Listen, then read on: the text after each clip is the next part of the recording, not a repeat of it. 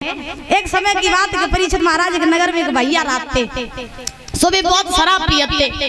जब बहुत शराब पीते थे तो उसी समय महाराज जब शराब पी लेते तो उन्हें पता नहीं रातों के हम क्या गा रहे और चल कहाँ रहे। तो एक बार वे भैया शराब पी के अपने नगर में आए और जो परीक्षित महाराज नगर में आए सो उन्हें देख के जो छोटे छोटे बच्चा रहे सो उनके ऊपर धूल डालने लगे।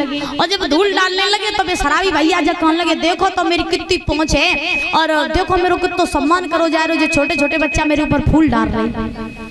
अब महाराज ने जय नहीं पता कि धूल डाल रहे या फूल डाल रहे।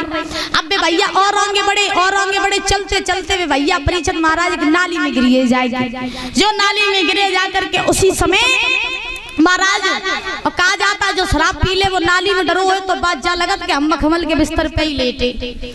सो बे भैया नाली में गिर पड़े और जो गिर पड़े सो महाराज तब तक क्या हुआ कि उनके पास में कुतिया आए के वही हिलोरन लगी।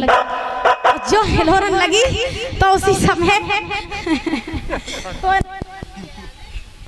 कुतिया जो रहे सो परीक्षित महाराज बहु हुई हिलोरन लगी। अब उसी समय में भैया ने क्या करो कि वो कुतिया को जो देखो तो जब नहीं पता कि जब कुतिया एक को है सोन भैया ने क्या करो कि वो कुतिया के पीठ पे हाथ फिरान लगे।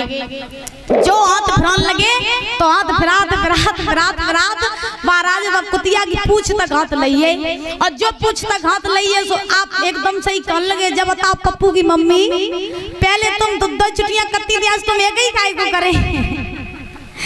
अब उन्हें यही नहीं पता कि जो पप्पू की मम्मी है जो कुतिया है। अब उसी समय महाराज वो कुतिया वहां से चली गई। धीरे धीरे नाली में लेटे तब तक क्या हुआ कुत्ता वो कुत्ता पास में हिलोरन लगो आए के जो कुत्ता हिलोरे लेने लगा सो कुत्ता उन्हीं के पास गो उनको मुख चाटन लगो।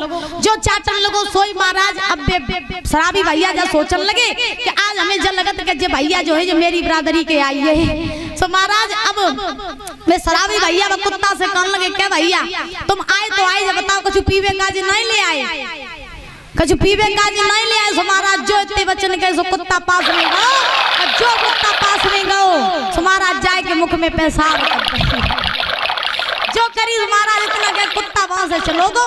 इसीलिए कहा जाता है जो शराब पी लेता फिर भाई होश नहीं रहा था हम क्या कर रहे और कर रहे। बोलिए गोविंद भगवान की। कंस का धोबी मिला भगवान को तो ग्वाल वालों ने कन्हैया से कहा प्रभु कन्हैया ऐसा करो के ये कंस का धोबी है जब तक वस्त्र ले लो क्योंकि मामा कंस की धनुष यज्ञ में चल रहे वहां राजा महाराजा होंगे तो अच्छे अच्छे वस्त्र पहन ले। भगवान ने धोबी को बुलाया, धोबी पास में आया। धोबी कहने लगा कौन हो तुम? भगवान बोले मेरा नाम कृष्ण है वृंदावन से आए। धोबी कहने लगा तुम बे कृष्ण हो जन बरवन में गाय चुराई लूट लूट के माखन खाओ गोपियन के वस्त्र चुराए। भगवान बोले हम बे ये तो धोबी कहने लगा हमसे कौन सा काम है? कन्हैया बोले हमें वस्त्र दे दो। धोबी बोला शकल देगी तुमने वस्त्र पहनवे की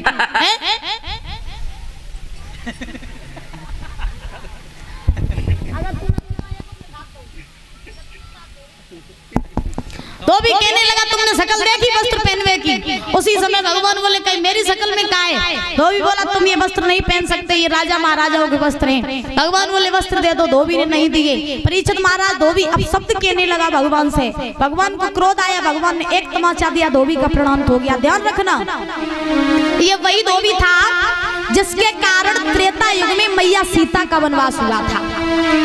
जब मैया सीता का वनवास हुआ था जब मैया गर्भवती थी तब इसी धोबी ने आग लगाई थी अयोध्या में कि सीता जो है वो रावण के पास रह करके आई है और राम ने सीता को स्वीकार कर लिया जबकि सीता ने अग्नि परीक्षा भी दी थी।